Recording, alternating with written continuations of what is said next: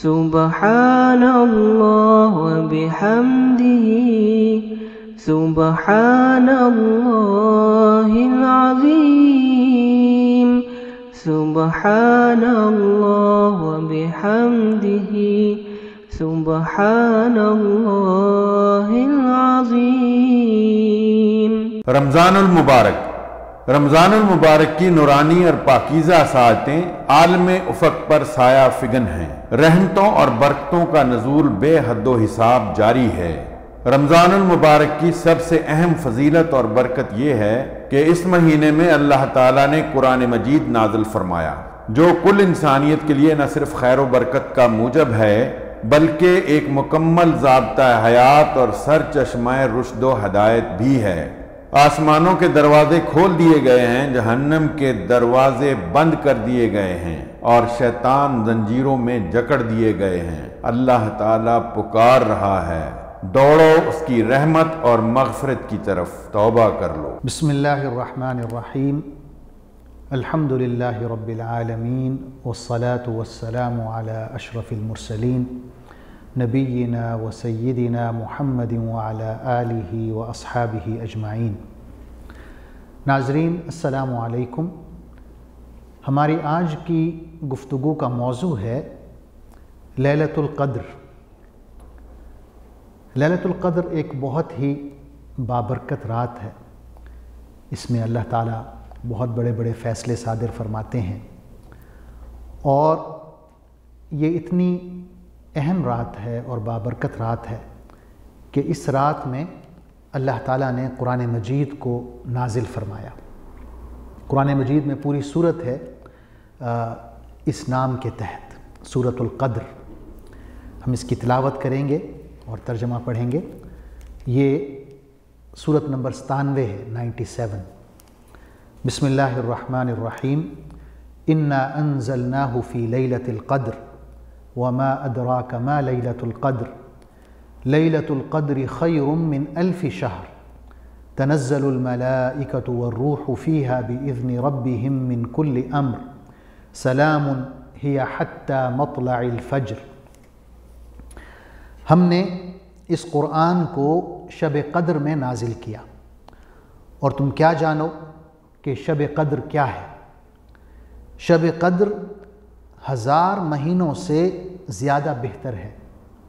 فرشتے اور جبریل امین اس میں اپنے رب کے اذن سے ہر حکم لے کر اترتے ہیں، اور وہ رات سراسر سلامتی ہے طلوع فجر تک۔ حضرت عبداللہ بن عباس رضی اللہ عنہما اور ان کے ساتھ چند اور صحابہ کرام ہیں جن کی یہ رائے ہے کہ اللہ تعالیٰ نے قرآن مجید کو لیلۃ القدر میں سارے کا سارا لوح محفوظ سے اتارا اور بیت العزت پر نازل فرمایا۔ بیت العزت پہلے آسمان پر واقع ہے، اور پھر بیت العزت سے رسول اللہ صلی اللہ علیہ وسلم پر 23 سال کے عرصے میں حسب ضرورت نازل ہوتا رہا۔ یہ قول علامہ ابن کثیر رحمۃ اللہ علیہ نے اپنی تفسیر میں نقل کیا ہے۔ اب یہ سوال پیدا ہوتا ہے کہ لیلۃ القدر کون سی رات ہے؟ حدیث میں آتا ہے، حضرت عائشہ رضی اللہ تعالی عنہ فرماتی ہیں کہ رسول اللہ صلی اللہ علیہ وسلم نے فرمایا، تحروا لیلۃ القدر فی الوتر من العشر الاواخر من رمضان۔ اس کا مطلب ہے کہ لیلۃ القدر کو آخری عشرے میں، رمضان المبارک کے آخری 10 دنوں میں جو طاق راتیں ہیں ان میں تلاش کرو۔ طاق راتیں 21ویں کی بھی ہو سکتی ہے، 23ویں کی بھی ہو سکتی ہے، 25ویں کی بھی ہو سکتی ہے، 27ویں کی بھی ہو سکتی ہے، اور 29ویں کی بھی ہو سکتی ہے۔ اسی طرح حدیث میں ہم پڑھتے ہیں کہ حضور اکرم صلی اللہ علیہ وسلم نے لیلۃ القدر کے حوالے سے خواب دیکھا۔ آپ کو بتایا گیا کہ لیلۃ القدر اس رمضان میں جب آئے گی تو بارش ہوگی۔ آپ خواب میں فرماتے ہیں، خواب دیکھنے کے بعد، کہ میں نے یوں خواب دیکھا کہ میں پانی اور مٹی پہ سجدہ کر رہا ہوں، یعنی مسجد میں تھوڑا سا کیچڑ بنا ہوا ہے، جیسے تازہ تازہ بارش ہوتی ہے، تو نشانی یہ ہوئی کہ اس رات بارش ہوگی۔ تو رمضان المبارک کی 21ویں رات کو بارش ہوئی، اور یعنی خواب کے ذریعے آپ صلی اللہ علیہ وسلم کو بتایا گیا کہ لیلۃ القدر اس رات ہوگی جس رات بارش ہوگی، تو وہ 21ویں کی رات تھی۔ اس کے علاوہ آپ صلی اللہ علیہ وسلم نے کچھ علامات بتائی ہیں لیلۃ القدر کے حوالے سے۔ حدیث میں آتا ہے لیلۃ طلقۃ لا حارۃ ولا باردہ تصبح الشمس یومها حمراء ضعیفہ، کہ یہ ایک ایسی رات ہوتی ہے جس میں انسان کی طبیعت کھل جاتی ہے، ایک بہت ہی خوشگوار رات ہے، نہ یہ گرم ہے نہ سرد ہے، اور اس رات کے بعد جب صبح ہوتی ہے تو سورج اس حالت میں طلوع ہوتا ہے کہ اس کا رنگ سرخی مائل ہوتا ہے اور وہ کمزور ہوتا ہے، یعنی اس میں تپش نہیں ہوتی، شعاعیں نہیں ہوتی، لال ہوتا ہے، سرخی مائل ہوتا ہے اور اس کی شعاعیں کمزور ہوتی ہیں۔ بعض ضعیف روایات ہیں لیلۃ القدر کے حوالے سے اور اس کی جو علامات ہیں اس کے حوالے سے، ان روایات پر توجہ نہیں دینی چاہیے کیونکہ یہ بہت ضعیف ہیں، کمزور روایات ہیں۔ مثلا سننے میں آتا ہے کہ درخت سجدے کر رہے ہوتے ہیں یا اس رات کتے نہیں بھونکتے، تو ایسی روایات جو ہیں وہ قابل اعتبار نہیں ہیں، ان پر اعتماد نہیں کرنا چاہیے اور نہ ہی ان پر توجہ دینی چاہیے۔ روایت جو صحیح ہے وہ میں نے آپ کو بتا دی ہے کہ آپ صلی اللہ علیہ وسلم نے فرمایا کہ ایک خوشگوار رات ہے، اس میں نہ آپ کو گرمی محسوس ہوگی نہ سردی محسوس ہوگی، اور اگلے دن جب سورج طلوع ہوگا تو اس میں گرمی نہیں ہوگی اور نہ ہی اس میں تپش ہوگی، بلکہ سورج سرخی مائل ہوگا اور اس کی شعاعیں کمزور ہوں گی۔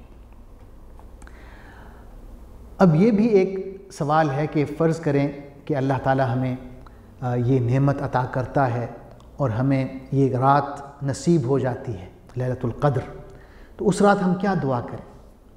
یہی سوال ام المؤمنین حضرت عائشہ رضی اللہ تعالی عنہا نے آپ صلی اللہ علیہ وسلم سے پوچھا۔ آپ نے کہا کہ اگر مجھے معلوم ہو جائے کہ آج کی رات لیلۃ القدر ہے تو میں اللہ سے کیا مانگوں، کیسے دعا کروں؟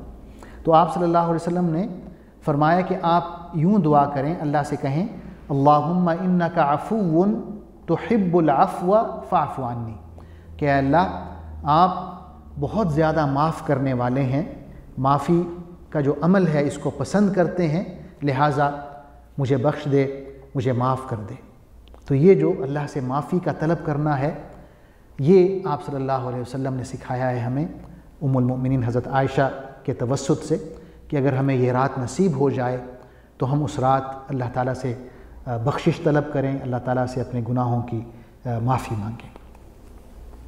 ایک بشارت بھی ہے، حضور اکرم صلی اللہ علیہ وسلم نے ایک بشارت دی ہے، خوشخبری دی ہے۔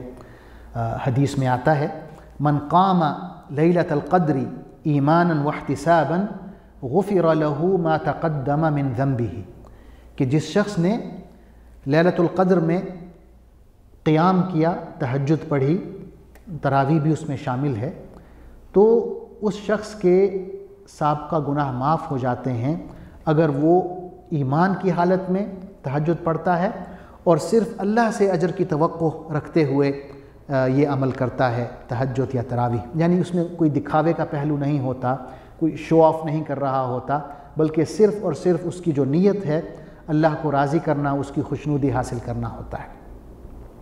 تو ناظرین، یہ ایک بہت ہی بابرکت رات ہے اور ہمیں رمضان المبارک کے شروع ہوتے ہی اللہ تعالیٰ سے یہ دعا کرنی چاہیے کہ اللہ ہمیں یہ رات نصیب فرمائے تاکہ ہم اپنے گناہ بخشوا سکیں، اللہ سے اپنی مغفرت طلب کر سکیں، کیونکہ یہ مہینہ جو ہے بہت ہی مبارک مہینہ ہے اور اس پر اللہ کا شکر بھی ادا کرنا چاہیے کہ اللہ تعالیٰ ہمیں ایک اور موقع دے رہا ہے، ہماری زندگی میں ایک اور رمضان المبارک کا اضافہ ہو گیا ہے۔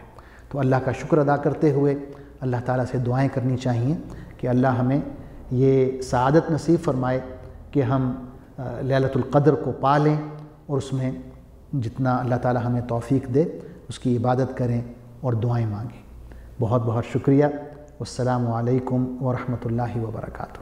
اللہم صلی علی سیدنا محمد وعلی آلہ وصحبہ وسلم اللہم صلی علی سیدنا محمد وعلی آلہ وصحبہ وسلم.